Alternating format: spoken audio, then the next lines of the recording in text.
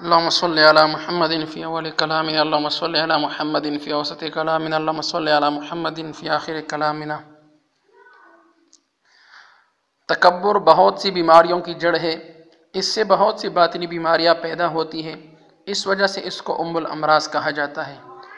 سب سے پہلا گناہ جو کائنات میں سرزد ہوا وہ تکبر کا گناہ تھا۔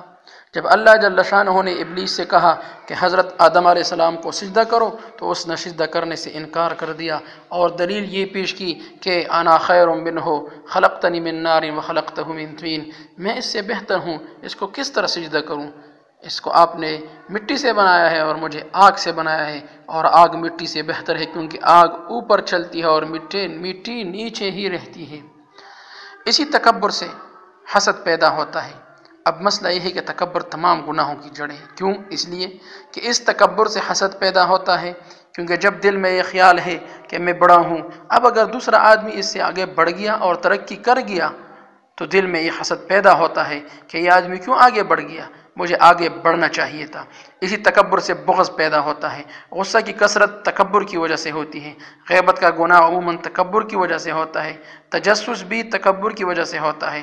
غرض یہ کہ تکبر بے شمار امراض کی جڑ ہے۔ جس طرح جسمانی امراض کے ماہرین اور اسپیشلسٹ ہوتے ہیں، کوئی کان کا اسپیشلسٹ ہوتا ہے، کوئی ناک کا اسپیشلسٹ ہوتا ہے، کوئی حلق کا اسپیشلسٹ ہوتا ہے، اس طرح روحانی امراض کے اسپیشلسٹ بھی ہوتے ہیں۔ ان میں ایک امام غزالی رحمۃ اللہ علیہ، وہ اپنی کتاب احیاء العلوم میں فرماتے ہیں کہ یہ تکبر ام الامراض ہے، یعنی تمام بیماریوں کی ماں ہے۔ اگر یہ ایک مرتبہ پیدا ہو جائے تو دوسری بیماریاں اس سے پیدا ہوتی ہے، لہٰذا اسی بیماری کو ختم کرنے کی ضرورت ہے۔ اللہ تعالیٰ اپنے فضل و کرم سے ہمیں اس بیماری سے محفوظ فرمائے، اور اگر یہ بیماری ہمارے اندر ہے تو اس کا علاج بھی فرما دے۔ یہ بیماری ایسی ہے کہ اکثر و بیشتر انسان کو پتہ نہیں چلتا کہ یہ بیماری میرے اندر ہے یا نہیں، اور وہی بیماری سب سے زیادہ خطرناک ہے جو اندر ہی اندر بڑھتی چلی جائے اور اس کا پتہ ہی نہ چلے۔ جیسے آج کل ڈاکٹر یہ کہتے ہیں کہ سب سے خطرناک بیماری کینسر کی ہے، اس لیے کہ یہ بیماری ایسی ہے کہ جب انسان کے بدن میں پیدا ہو جاتی ہے تو اندر ہی اندر بڑھنے لگتی ہے۔ اس وقت نہ بیمار کو پتہ چلتا ہے، نہ ڈاکٹر کو پتہ چلتا ہے کہ اندر کیا ہو رہا ہے، کیونکہ جب بیماری میں انسان کو تکلیف ہوتی ہے اس وقت پتہ چلتا ہے کہ میرے اندر یہ بیماری ہے۔ اس لیے بیماری کے اندر تکلیف کا ہونا یہ بھی اللہ تعالیٰ کی رحمت ہے، کیونکہ تکلیف اس بات کا سگنل ہوتا ہے کہ اندر کوئی خرابی پیدا ہو گئی ہے، لہٰذا آدمی ڈاکٹر کے پاس اس کے علاج کے لیے جاتا ہے اور اپنا علاج کرا لیتا ہے اور ٹھیک ہو جاتا ہے۔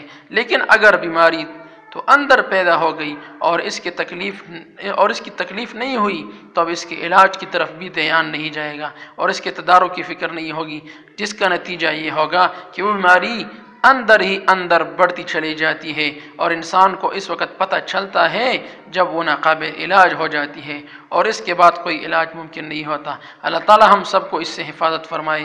اسی طرح تکبر کی بیماری بھی ایسی ہے، آدمی اپنے آپ کو یہ سمجھ رہا ہوتا ہے کہ میں ٹھیک ہوں، لیکن حقیقت میں وہ تکبر کا شکار ہوتا ہے، اور یہ بیماری اس کے اندر موجود ہوتی ہے۔ کبھی آپ نے یہ سنا ہے کہ کسی متکبر نے یہ کہا ہو کہ میں تکبر کرتا ہوں؟ آج تک کسی نے یہ اقرار نہیں کیا۔ حضرت تانوی رحمۃ اللہ علیہ فرماتے ہیں کہ بعض اوقات ایک آدمی ایسا کام کر رہا ہوتا ہے کہ جو بظاہر تواضع کا ہوتا ہے لیکن حقیقت میں وہ سراسر تکبر ہوتا ہے۔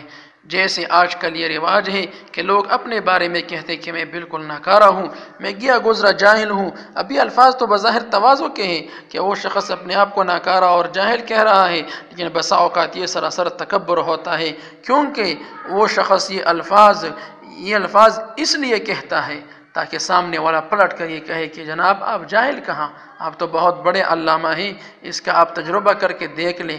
وہ اس طرح کے جو شخص اپنے آپ کو یہ کہہ رہا ہے کہ میں جاہل ہوں، میں ناکارہ ہوں، اس کے جواب میں کوئی دوسرا شخص یہ کہہ دیا کہ بے شک آپ جاہل اور ناکارہ ہیں، بس اس وقت اس کی طبیعت صاف ہو جائے گی۔